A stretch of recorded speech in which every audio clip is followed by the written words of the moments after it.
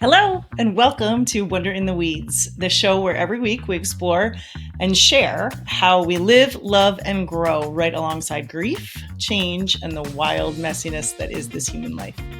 I'm Christy Ritz-King, and I can't wait to share this week's wonder with you. So I think it's funny that I'm wearing this shirt today because this is a little bit of what we're going to talk about. If you are listening and you can't see, it says booktrovert.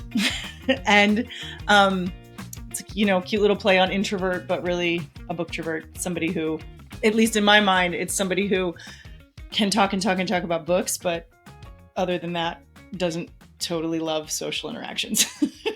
So I got this shirt at a bookstore out here in Minneapolis when I was out here with my youngest son right before we moved. Not right before we moved, right when we found out we were moving. The poor kid, I brought him out for his final high school spring break instead of going to see a baseball game in a completely different city that I had been promising him for a year. We ended up in Minneapolis looking for houses. And so I went on sort of a let me sell you on the city tour where I found every bookstore and music store I could find and took him out one day from bookstore to bookstore to bookstore. And I bought this book I bought this shirt for myself at one of those bookstores. And the reason I think it's funny that I'm wearing it today is because we're talking about the weeds of the week. Really, it's the weeds of like this whole season for me, is trying to establish who I am and sort of what my purpose is now that all of my kids are out of my house. And yes, I have one that's sort of back in the house, but she's an adult, so it's not the same as having children in your home. And I know that this is part of the reason that this show came about is because I feel like one thing I have been good at in my life is finding the wonder in the weeds. And also I feel like my life has been full of weeds. Things that might otherwise have taken me out or been a good enough reason to sort of give up or quit or not want to, do anything good. Including a move cross country right when I empty my nest full of children and, move that nest halfway across the country. Certainly could have been a thing that took us out. And certainly for my youngest, it could have been a reason for him to stop talking to us. He's about to go to college. He picked a college close to home. And then we were like, psych, we're going to move our home halfway across the country. So we're sorry that this thing is close to you, but we're leaving. So that's some weeds, right? Like we definitely could have gone a different direction in that way, but hence the book tour. I brought him out here as a way of saying like, okay, this is weedy. This is not fun, but here are some great things about this new thing. Let's try to look at this as an adventure versus as this catastrophic change. And I'm not saying that I do that every day. And I'm not saying that I do that all the time. And I'm not saying that it's easy to do that. What I am saying is that's my intention. I hope to be able to find the wonder and find the adventure in this rather than dwelling on all that I've lost and all that I have to learn and all of the things that are hard. I'm trying to look at the benefits and the wonder and the excitement of it all and the adventure of it all. So in that week that we came out and I bought my booktrovert tee, I was trying to show him, hey, I think you might actually, like under other circumstances, I think you might actually love this city. Let's find, there's such cool independent booksellers. There's really cool little cafes. We had, what he says is like still one of the best sandwiches of his life at this little cafe, actually right across the street from this bookseller. And I took him to like one of the best and biggest music stores in the world. And so that was sort of like for him specifically, that we could have spent all day there. So I think it worked a little bit. I think he's like, okay, I don't hate it here. I wish you weren't doing it. And I wish I could, come home from college to the bedroom that I know and the house that I know and the town and the friends and the neighborhood that I know. You have shown me that this isn't the worst place in the world for me to have to be. So mission accomplished, I guess, in that case. But so then for me, how am I learning the same lesson? That was the thing I did for my kids because I wanted them to know that there was some good to this. I didn't want it to just be all negative and all like abandoned. And also selfishly, I wanted them to think of this in some ways as a place they could call home.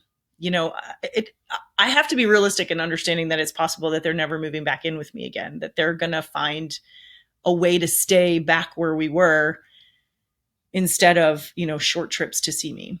And so I wanted to at least give them some reason to come see me besides me and their dad. Like, hey, this city's pretty cool. We can do cool things here when you're visiting. I'd love it if you stayed here longer term, but if you don't, at least you know that there's fun stuff to come do when you're here. And that sort of gets to the weeds of my part of this, which is not totally who am I, but I was already going to have to figure out who I was with adult kids.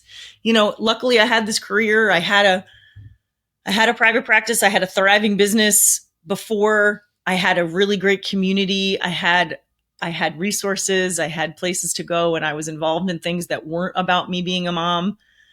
So the thought of sending my last one to college wasn't terrifying, because I thought, well, I've got a life that really doesn't have anything to do with them. And so I'm going to just continue that life. And then, much like the youngest child, we took my life and we moved it halfway across the country. And so I have to figure out, I'm in the muck. I'm in the weeds right now of figuring out, who am I here? Not only with this now empty nest, but also in a place that's completely unfamiliar, with new goals, or maybe the same goals, but I don't really know if the goals make sense. And so, this week's weeds are the discomfort and the I don't know, the confusion of evolution for me. Because yes, a lot of you out there can probably relate to the empty nest piece, and a lot of you out there can probably relate to the moving piece. And there's probably some of you out there who are doing both at the same time. And for me, the weediest part of it all is like, where am I focusing? Am I focusing on who I am professionally? Am I focusing on who I am now that I no longer have the day-to-day job of mothering? Am I focusing on who am I now that I live in a place where I'm not even really sure? I have to plug my home into the GPS when I go out to the grocery store because I don't know how to get back here anymore. Like, where am I looking? There is a lot happening. Add to that the sort of existential dread, and I'm only bringing this up because I'd be remiss if I didn't, of the world right now. And that same feeling of like, oh my God, where do I look? There are so many catastrophic things happening in the world right now. And I say that with a chuckle, not because it's funny in any way, but because it's so much. It's hard to know where to look, how long to look in one direction, because there might be something coming from the other direction, or like what to focus on, or where I fit as far as making a change or doing the thing.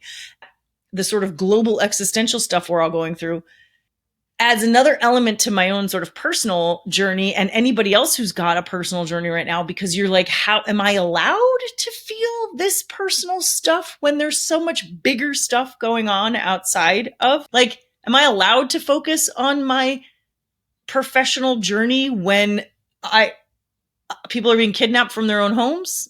Like, guys are rappelling from helicopters in our own American cities. Like, I don't know the answer to that question of if I'm quote unquote allowed, but I do know that there's a lot of us asking ourselves that question. Where do we look? How much are we allowed to feel? Can we take time for our own personal stuff when there is bigger and global stuff going on?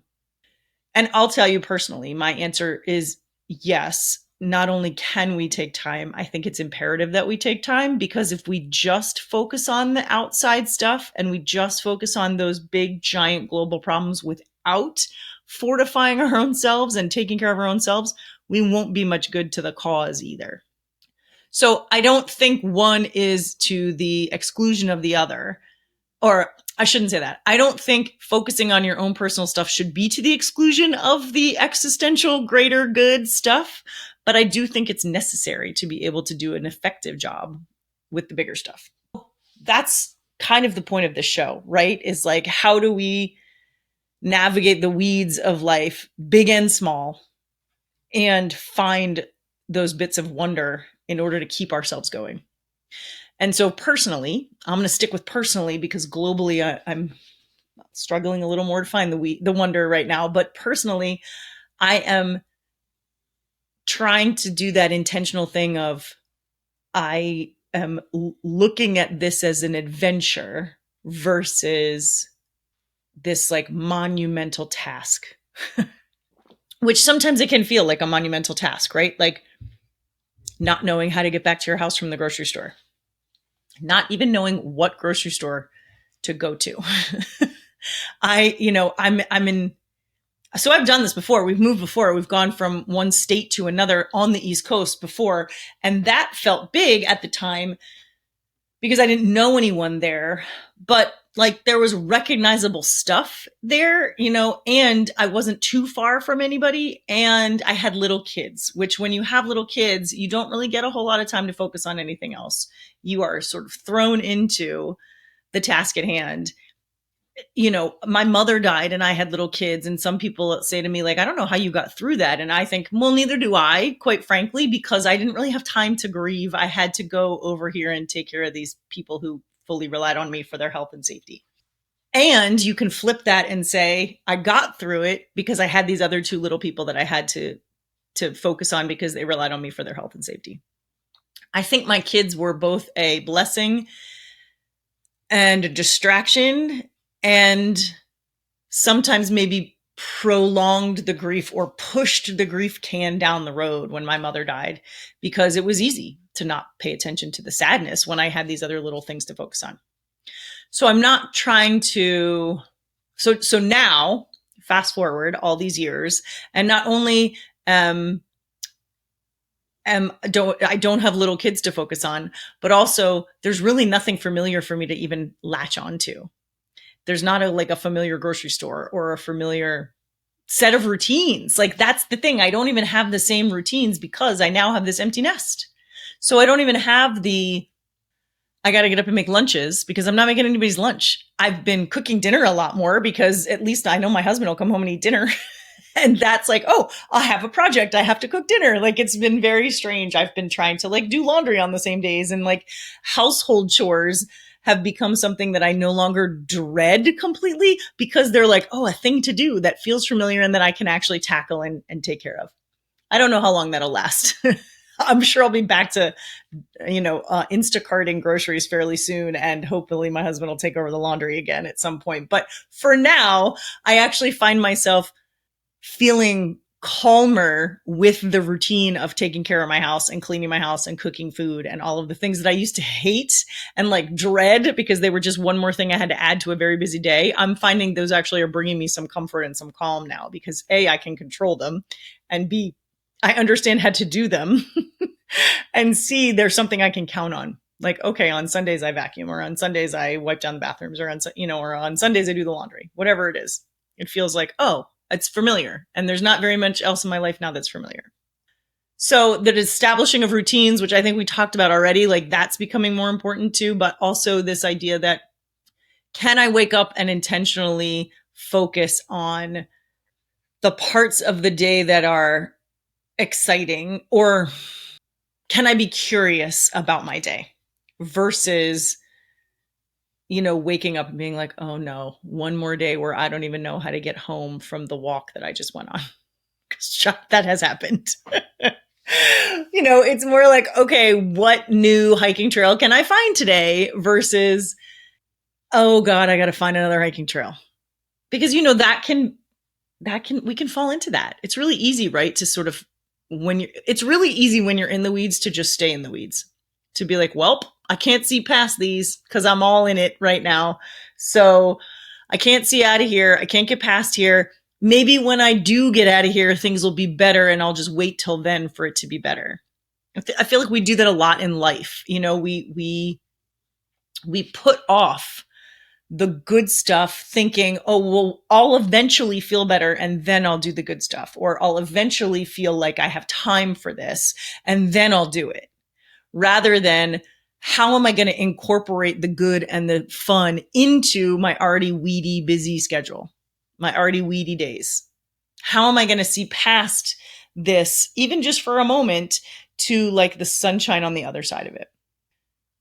I took my kids to every bookstore I could find because I know that's what he loves. And I thought, oh, if I can show him that there's like a multiple, cool places he can go find books, then maybe that'll make this trip a little less terrible. I wasn't in under any illusion that it was going to make him suddenly be like, I can't wait to live in a completely new place.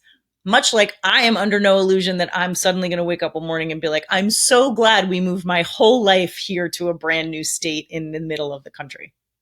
I mean, I think and I hope there will come a day where I wake up and go, things are okay here. But I am not expecting miracles. I'm not expecting if I have one really nice walk that I'm suddenly going to be like, this was the best decision I've ever made. I'm so glad I left everything that I cared about in another place. Like, that's never happening. And I can make things significantly better for myself if I try to focus on the parts that are good instead of wallowing in the, I'm so sad that we left. I'm so missing my people. I'm feeling so uncomfortable because things are so unfamiliar. All of the negatives, instead of getting stuck there, what I'm trying to do is once a day, at least find a thing that feels good or familiar or is like a thing I couldn't have gotten somewhere else. I so far have had this mix of like finding things that feel like they're familiar. We have the same gym. Actually, not only do we have the same gym, we joined a gym in Jersey that was brand new there. It had just been built. And so it was new and shiny and exciting and fun. And I kind of bought into the brand of it all. And we learned that we moved to the place that like birthed that gym. So there's like 30 of them within like 10 or 15 miles of my house. And so we kept our membership. And so we've been trying to, or I've been trying, I shouldn't say we, I don't know what my husband's doing. I have been trying to find things there that feel comfortable. I don't even want to say familiar because it is not familiar. It's interesting because I really thought, oh, great, it's the same place and it's going to feel great. Well, two things. One, we belong to one here that is like the original. I think it's not, but it's pretty close to the original. So it is, there's nothing about it that is shiny and new. Let's put it that way. It kind of reminds me of the YMCA, but a lot more expensive. Whereas the one I left in Jersey was like, I walked into it on the day it opened. So everything was like shiny and marble and clean. And there were people who like brought you towels. And like, it was just a very different experience there than this one. And I still have a Pilates reformer class that I can go to. And I found a teacher that I like. And I still recognize the smoothies. And I can get myself a smoothie every once in a while that is reminiscent of the one I used to get in. It's not reminiscent. It's exactly the same as the one I used to get before. So what I'm trying to do is like new routines. Okay, well, instead of this day and this day, I take the class on this day and then I get a smoothie afterward and whatever. So like, I'm trying to create new patterns and new things in a way that feels in a way that feels comfortable on one hand, or new things that are exciting because they're new. So even though the gym is the same, it's not the same. So it's somewhat familiar, but it's not necessarily it doesn't feel the same, but it can be comforting in its familiarity, in its routineness, even though the routine is a little bit new than what I used to do. For instance, let me talk about this. And I'm going to talk about this in a way that talks about like trying too hard to replicate versus a new twist on an old thing. So we belong to this gym. For the longest time at the other gym, I went to, I can't remember, I think it was Tuesday evening Yin Yoga class. And for those of you who don't know what Yin Yoga is, it's essentially like rest. It is, you maybe in an hour-long class hold 5 to 6 poses, on each side for 3 to 5 minutes a piece. And the idea is that you hold them long enough to really incorporate that stillness and the like getting into your fascia, level of muscle stretch. In Jersey, the Yin Yoga class was led by a woman who had this like raspy, beautiful voice. She used a little head mic, so she kind of whispered. The room was dark. It was, it smelled like essential oils. It was a brand new gym, so it was like very calming. The whole section was behind a soundproof door. The whole yoga Pilates studios were all in a wing that was behind a soundproof door. And you almost never were upright. I was going to say you were never off your back, but sometimes you did forward laying down things. But for the most part, 99% of the class, you were laying down in some capacity, either stretching, twisting, whatever, but laying. Divine.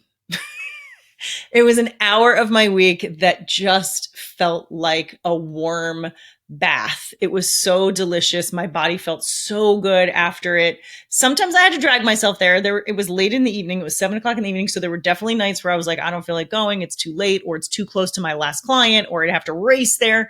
I never regretted going though. It was my favorite thing.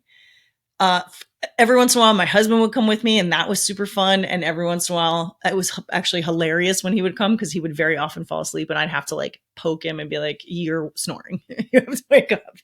And there were times where I was like, "Please don't come, because I don't relax waiting for you to snore." So there were times for that. And then my oldest daughter would sometimes come too, which was great. It was so fun to like enjoy that with her. Okay, so fast forward, here we are in Minnesota, same class, different nights. So different nights, different teacher, although I love her, very different. It's an old gym. So like last week, I could hear the, I guess, water in the like air conditioning, like there was like a drip, drip, drip over my head, whatever. That could be meditative, I guess. But 2 weeks ago that she like switched the lighting in the room, and there was literally a light like blinding me right in the face. And it's not as relaxing because you're not on your back the whole time. She does some sitting ones. She does some never standing, but sometimes sitting, sometimes all fours, sometimes, like it's a little bit more of a movement class than a true yin, I think, than a true yin class. And I'm saying that as a yoga teacher, not as somebody who just doesn't like the class. It's great. We've all enjoyed it. We've gone. My oldest daughter and my husband have all gone with me. We like it. It's fun. And it's not the same. So I had to sort of recalibrate my expectations. I did it. I signed myself up for it the first time because I was like, I'm going to do this thing because I know what to expect and I really love it and I'm going to love it. And I miss my other class. And so I just want to do the same thing here. It was a different day, which already threw me. And also, it's not the same.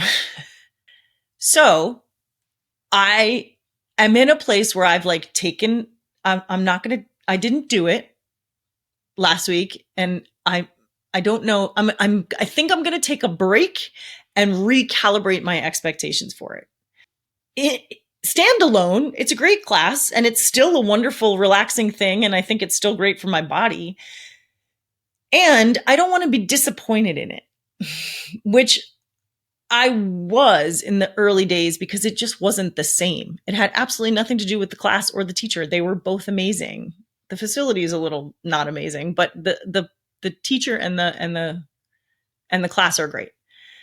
And so I think, okay, let me give myself some space.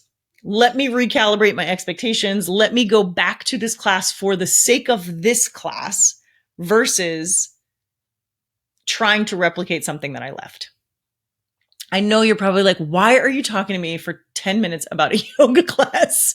But I'm kind of using the yoga class as a metaphor of finding the wonder in the weeds versus trying to curate experiences to suit yourself. I tried to create wonder by going, oh, good, the same class. I'm going to go to the same class and I'm going to feel the same way. And it's going to make me less homesick and less sad. None of that happened. I did not feel any less homesick. In fact, if anything, it made me more homesick because boy, oh boy, is this gym different than that gym. I did not feel less sad when I got out of it because it wasn't what I was expecting. And so now I've given myself enough space to see like, oh, it's not this thing that's the problem. It was my expectations for this thing and hoping that this thing would be exactly the same and fill a gap from this old thing. So I think if I can recalibrate and just be like, no, I'm not trying to replicate Savannah, and I'm not trying to replicate the yin class from the New Jersey lifetime, and I'm not trying to replicate that warm and oozy feeling I got when I left the soundproof, warm, smelling like essential oils, a beautiful yoga studio. I'm not trying to replicate that. What I will try to do is allow myself the space to enjoy that class for what it is, this new class for what it is. The teacher's amazing. She's amazing. She does a lot more meditation and like breath work and things that I used to be used to in my old studio, but that I couldn't really replicate and find again in New Jersey. So she's kind of bringing me back to that, like yoga for meditation's sake, and yoga for breath work, and yoga for all of the things that I used to love yoga for to begin with. She has all of that. And that's in itself wonderful. If I can recalibrate my expectations and go into that class looking for what she has to offer and intentionally finding the wonder in that versus trying to curate an experience based on something I left behind, that's going to ultimately be a better experience all around. So I'm not suggesting you go out and find a yoga class, although I'm always suggesting that. I think everybody should be in a yoga class if they can. Not one that has like pounding music or sweating, like I don't recommend those to anybody unless you love them. But to me, meditation, stillness, quiet, calm, introspection, that is a restorative yoga class. And so I'm always going to recommend that to people, but that's not the point of this conversation. The point of this conversation is, how am I finding the wonder in the weeds rather than trying to create the wonder based on what I think is going to help me through the situation? Because inevitably, you can't recreate something like that. You can't ignore the changes by trying to just have the same thing happen in a new place. And so what I'm trying to do instead, because I already tried it that way and it didn't work, what I'm trying to do instead is look up and find the wonder that's here instead of building my own based on expectations that I had from before. So I'll go back to that yin class, but I'll go back to that yin class as a student looking for time to reflect and time to slow down and time to turn off my thoughts, instead of going and looking for whatever it was I got out of the class from before. The other example of this also has to do with the gym. You would think that all I do is spend time at the gym, but you can look at me and tell that's not true. I, back at the old Lifetime in Jersey, started Pilates classes. Again, I started those classes back when I was 60 pounds heavier than I am now and wildly out of shape and just coming off being really sick prior to having reconstructive surgery, and sort of like quietly and shyly entered into this room and was like, please don't really pay much attention to me. I don't feel good about myself, but I know that this exercise is good. And I think I can do it even though I'm super out of shape because I don't have to stand up. And I kind of blossomed through that program. Again, I met one teacher who I absolutely adored. I'm fully of the mind that people are put in your path exactly when you need them. And I was recommended to this person from the personal trainer that happened to be at the gym at the time. She didn't last very long because she's just too dynamic and wonderful for that place. But I didn't know she was even at that gym. I signed up for the gym. I go in and there's this person that has been amazing to me from the minute I moved to New Jersey. She just happens to be at this gym and was like, I know you and I know what you used to look like before and I know what shape you used to be in. So we're going to help you get back there. She walked me into this Pilates studio and was like, you need to meet this woman. And I did. And I did her classes for, I don't know, I started doing it twice a week for like, I don't know, 6 months, 7 months or something. Through it all. She was with me through breast reduction. She was with me through weight loss. She was with me through all of it. And then she left there. And luckily we knew at that time we were moving. So I felt like I could I felt like anything I did was going to be short term because we weren't staying in New Jersey. So it didn't matter that I was going outside of the Lifetime, because Lifetime is a commitment. You do not go outside of that gym. You're paying so much for that gym. You do not go outside of that gym to find anything else. But because I knew I was leaving, I was like, oh, you know what? I don't mind actually going and paying for her because I know it's going to be short term. So I used to joke that I worked in order to take Pilates with her, because that was pretty much what my paycheck, what like I paid myself out of my private practice money to go to this Pilates studio that she moved to. So I followed her because of her, because I thought, and then we moved here and I thought, what am I going to do? I don't like Pilates with anybody else. And yet I sort of credit the exercise with all of the changes for the positive in my physical self over the last year and a half. I've done other things, but I credit Pilates, and I specifically Melissa, my teacher, with like the transformation that I've had both mentally and physically in the last year and a half. And I was nervous. I thought, what am I going to do? I'm going to come out here and I'm going to not like anybody. And I hope, and I'm not going to keep practicing. And what am I going to do? And blah, blah, blah, blah. And then I went to one there actually with zero expectations, but I was paying for it. So I was like, well, I'm going to go try a Pilates class here and I'm probably going to hate it. I have a really great attitude about it. And then I met another teacher that I really like, and they couldn't be more opposite. This new person it's hard. Like, she is tough. And I think, oh, I don't know that I would have thought I could do some of the things that she's making me do. And I have a feeling like, I'm not sure my Melissa would approve of some of the things that she's getting me to do. And she's one of those trainers that's like, super, I don't want to say upbeat because so is Melissa, but I don't know. There's just a very different energy between the two of them. And yet I'm like, okay, I'm going to keep doing this because it's not the same. I don't feel as like taken care of and connected like I did with Melissa to this new person, but she's great. And it's an hour and I feel like it's a great workout and I get what I get out of it. And it's more than fine. It's great. I found somebody that I like well enough to take the class once a week and I get to keep that in my life. And that's awesome.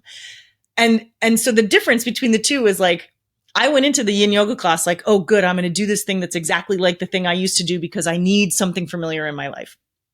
And it did not work out that well.